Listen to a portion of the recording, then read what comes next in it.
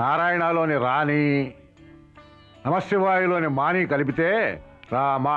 అర్థమైందా? ఇదే విషయాన్ని తాతయ్య త్యాగయ్య తన ఎవరన్నీ కీర్తనలో పాడాడు.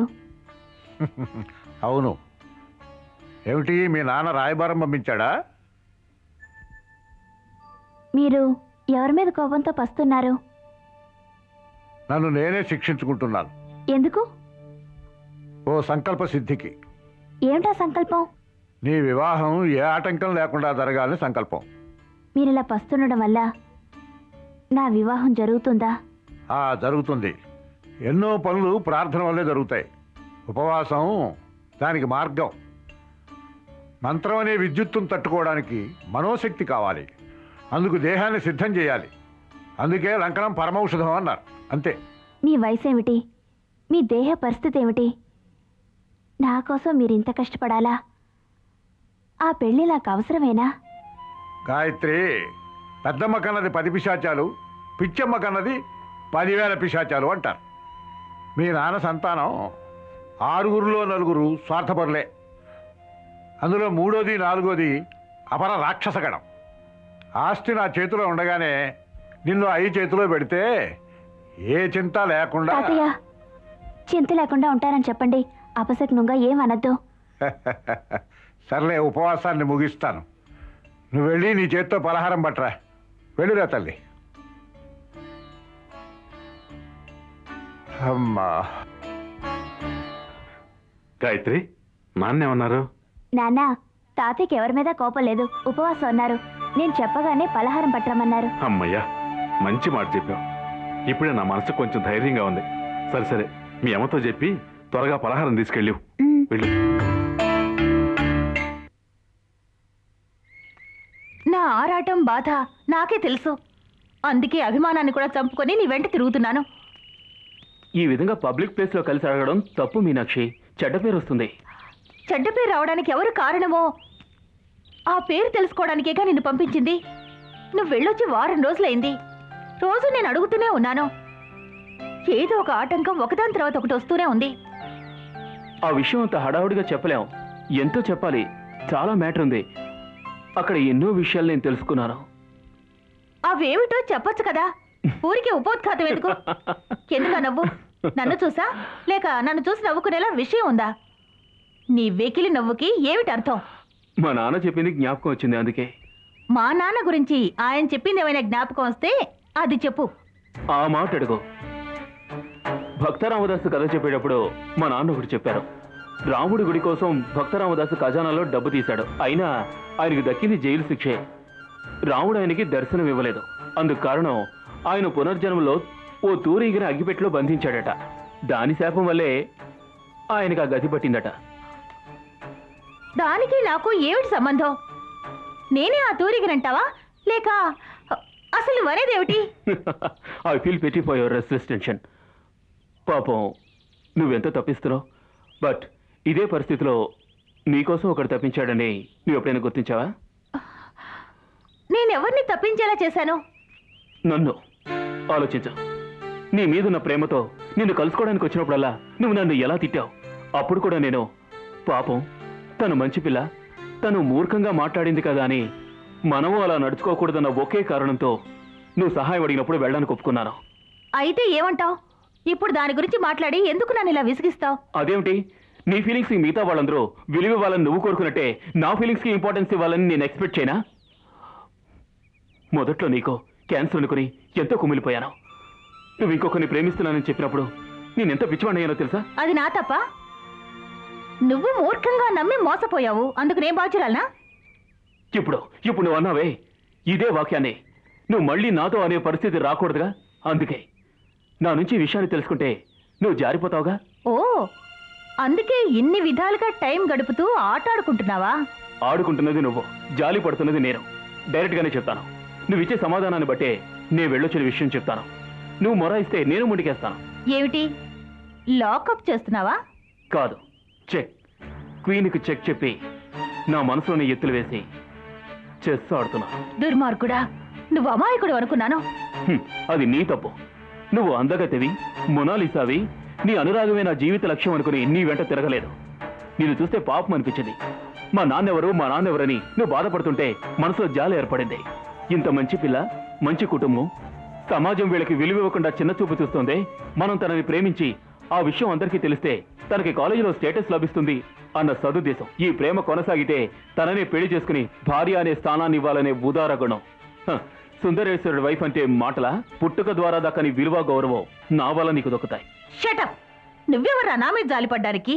ఎప్పటికీ నువ్వు చేసే సహాయం కోసం, నువ్విచ్చే ఇన్ఫర్మేషన్ కోసం అర్రులు చాచను. ఏయ్, నువ్వు పెద్ద మహారాజు అనుకున్నావా? నీ బుద్ధి ఇంత చిన్నదా? పనికిరాని గాజు ముక్కని జాతిరాయని పొరపడ్డానని ఇప్పుడు అర్థమైంది. ఏ స్కౌండ్రల్, నీ వెధవేషాలు నా దగ్గరొద్దు. నువ్వు నాకేమీ చెప్పనక్కర్లేదు. నేనే వెళ్ళి ఆయన అడిగి తెలుసుకుంటాను. ఇదే ఛాన్స్ అని నెత్తి మీదకెక్కాలనుకోకు. మీనాక్షి, అయితే ఇప్పుడు నీకు డీటెయిల్స్ అక్కర్లేదా? ఛీ, పోరా. నీ డీటెయిల్స్ నీ దగ్గరే ఉంచుకో. గోపురాన్ని మోసేది బొమ్మలు కావు, నేను గోపురాన్ని. తప్పకుండా నీ మనసులో నేను రిజిస్టర్ అయ్యాను. నీ కోపమే నాకు దక్కిన మొదటి విజయం. ఆహా, బేష్ బేష్, అద్భుతంగా ఉంది. ఇదే నేను ఎదురు చూసింది. పోయిన జనరేషన్లో కూతురు, ఈ జనరేషన్లో మనవడు అదే మార్గంలో వెళ్తున్నాడు. రే సుందరు, నాన్న వస్తున్నాను రా.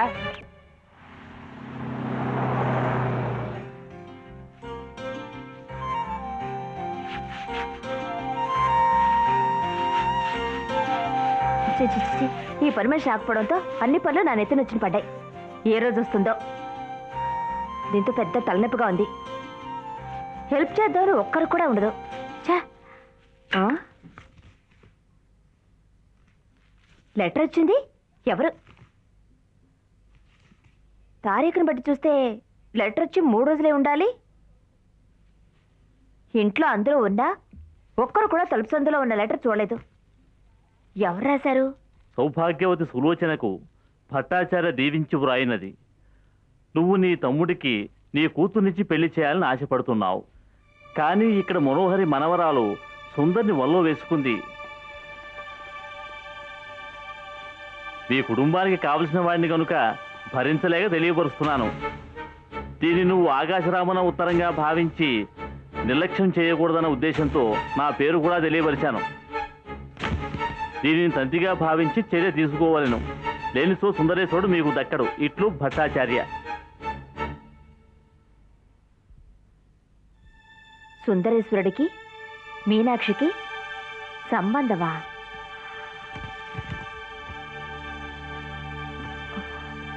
ఇంకా నయం, భట్టాచార్య ఉత్తరం రాశారు. మనకెందుకని ఊరుకుంటే కొంపలు మునుగుంటేవి. మన సుందర్ని వదులుకోకూడదు. వెంటనే మనం ఏదో ఒక పథకం వెయ్యాలి. ఇప్పుడేం చేద్దాం?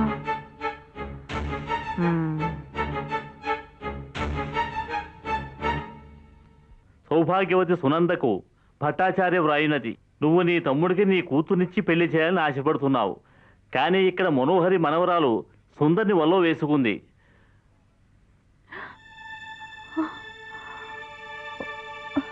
మీ కుటుంబానికి కావలసిన వాడిని కనుక భరించలేక తెలియపరుస్తున్నాను. దీన్ని నువ్వు ఆకాశరామన ఉత్తరంగా భావించి నిర్లక్ష్యం చేయకుండా దీన్ని తంతిగా భావించి చర్య తీసుకోవాలను. లేనితో సుందరేశ్వరుడు నీకు దక్కడు.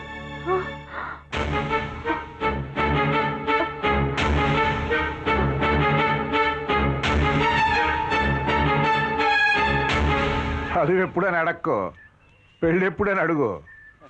తాతయ్య, మీ పంచె మడత పెట్టి మడిబట్టల దగ్గర పెడుతున్నాను. తాతయ్య, కాఫీ. ఇదేమిటే, మీకెందుకు ఈ పనులు? ఏం తాతయ్య, మేం చేయకూడదా? తాతయ్య, నేను కాఫీ ఇస్తే తాగరా? అది కాదే, ఇందాకే గాయత్రి కాఫీ ఇచ్చింది, తాగాను. మీకెందుకు శ్రమ అన్నాను. తాతయ్య, ఈ శ్రమాగిమానే మాటలొద్దు. మేము మీకు మనవరాలమే. మాకు కూడా మీకు సేవ చేసే బాధ్యత ఉంది. లేదని ఎవరన్నారే? ఇది ఆ రోజు వచ్చారే, ఆ నల్లకోట ఆయన కాదనరుగా? ఎవరు? ఆయనే తాతయ్య, లాయరు. ఓహో, ఆయన ఎవరే కాదనడానికి? అది నిజమే అనుకోండి. ఎలా రాయాలో చెప్పేది మీరు. ఎక్కువ తక్కువలు రాస్తే ఆయన వదిలిపెడతావా ఏమిటి? పిల్లలు, పెద్దవాళ్ళు మాట్లాడుకునే చోట మీకేం పని, వెళ్ళండి చదువుకోండి. ఇప్పుడే నేను మీ బుద్ధి ఏమిటో చక్కగా నిరూపించుకుంటున్నారు. తెలివిగా మాట్లాడి విషయాన్ని ఎలా రాబట్టుకోవాలన్నది మీ రక్తంలో జీర్ణించుకుపోయింది. ఇప్పుడు మీకేం కావాలి? లాయర్ గారు ఎందుకు వచ్చారని, అంతే కదా? అవునరా, లాయర్ వచ్చాడు కదా, తాతయ్య విలు రాస్తున్నారేమోనని తపన పడిపోతున్నారు. అవును, అదేం తప్పు కాదే. నాకదేమీ లేదు, ఇచ్చింది తీసుకుపోతాను. అదేమిటి, మన ఆరుగురం కూడా తాతయ్య మనవ సంతానం. మనల్ని ఒకటిగా చూడడం తాతయ్య నాన్న బాధ్యత. చూడమ్మా, నేను మా నాన్న మీకింతవరకు ఏమీ తక్కువ చేయలేదు. ఇచ్చింది తీసుకోవటం మీ బాధ్యత, మీ కర్తవ్యం. కట్టుకున్నవాడు కాపాడతాడా, కట్నం డబ్బు కూడా గాల్లో కలిపేస్తాడా అనేది మీ తెలివితేటల మీద ఆధారపడి ఉంది. ఇప్పుడు ఎవరి గురించి మీరు అనేది? ఎప్పుడు మీ ఆయన వచ్చి నిన్ను తీసుకెళ్తారని సూటిగానే అడగొచ్చుగా. డైరెక్ట్ గా అడగడం మానేసి ఇండైరెక్ట్ గా మాట్లాడతారు ఎందుకు? సరే, ఇప్పుడు ఏం చేయాలంటావు? నేనేం చేయాలంటారు? ముందు మీ ఆయనకు ఉత్తరం రాసి వెంటనే వచ్చి నిన్ను ఆయనతో తీసుకెళ్ళమను. అలా అని నిన్ను ఇక్కడ ఉండకూడదు అంటం లేదు. నువ్వు మీ ఆయనతో ఉంటేనే నీకు అందం, మాకు గౌరవం. విశాల, లాయర్ వచ్చాడని చెప్పి మీరు దిగులు పడద్దు. మీకేం ఇవ్వాలి, ఎంత ఇవ్వాలి, ఎలా ఇవ్వాలి అనేది నాకు మీ నాన్నకు తెలుసు. వెళ్ళండి వెళ్ళండి. వెళ్ళండి. సోమనాథ, లాయర్తో మాట్లాడాల్సినవి 3 పాయింట్లు.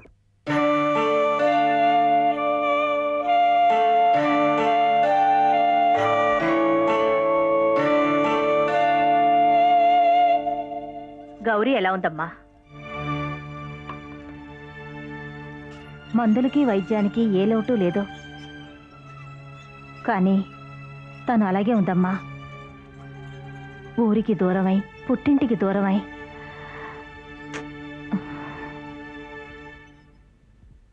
తను చిందులు వేస్తూ ఈ ఊరంతా తిరగడం, ఈ ఇంట్లో ఆడుకోవడం ఇంకా నా కళ్ళల్లోనే ఉంది. దానికంటే ఎంతో పెద్దవాళ్ళందరూ ఆరోగ్యంగా ఉండగా ఇది అనారోగ్యంతో బాధపడ్డం ఇది. ఇంకేమిటమ్మా విశేషాలు? ఎవరిని ఏమీ అడగని గౌరీ నాకు అప్లికేషన్ పెట్టుకుందమ్మా. దానికేం కృష్ణ, తాను అడిగింది నువ్వు చేయగలిగిన పనైతే కాదనకుండా చెయ్యమ్మా. నేను మాత్రమే నిర్ణయం తీసుకోలేని కోరిక అది. ఊరికే నాకు కోరిక అని మొదలెట్టింది, కానీ అదే దాని ఆఖరి కోరిక అవుతుందేమోనని భయంగా ఉంది.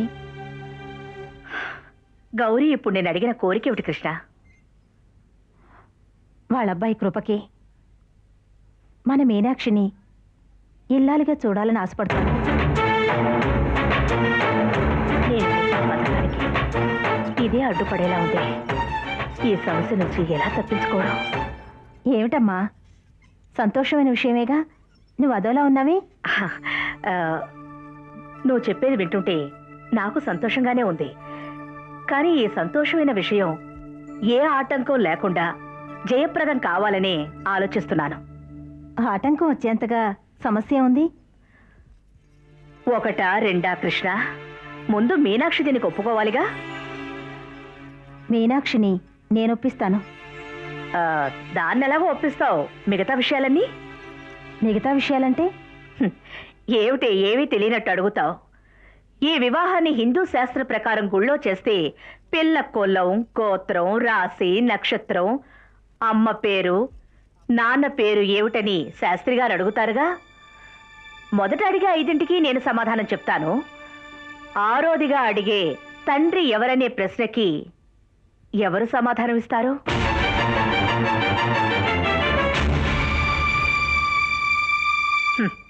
సరే, గుళ్ళో వద్దులెమ్మని క్రైస్తవ పద్ధతిలో చర్చిలో చేస్తే అమ్మాయి ఫాదర్ ఎవరని చర్చిలో ఉన్న ఫాదర్ అడుగుతారుగా. ఆయన ప్రశ్నకి ఎవరు సమాధానం ఇస్తారు?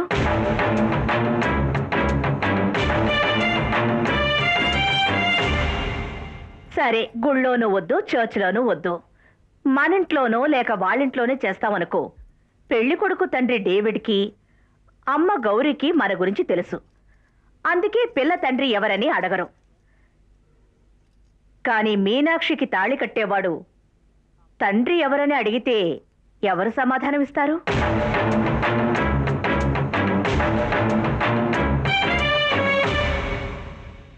కృష్ణ, నీ కూతురికి లక్షణంగా పెళ్లి జరిపించాలని నువ్వు ఆశపడుతున్నట్టుగానే నా మనవరాలకి పెళ్లి జరిపించాలని నాకు ఆశగానే ఉంది. కానీ ఇన్ని ఆటంకాలను దాటి ఈ పెళ్లి జరుగుతుందంటావా? చూడు, మీనాక్షికి ఇతనే తాళి కట్టాలనేది ఎప్పుడూ నిర్ణయం అయింది. అతనికి మీద పుట్టబోడు కదా, పుట్టే ఉంటాడు. అతనే వచ్చి కడతాడు. అంతవరకు ఓపిగ్గా ఉండవు. మిగిలింది ఆ పైవాడు చూసుకుంటాడు.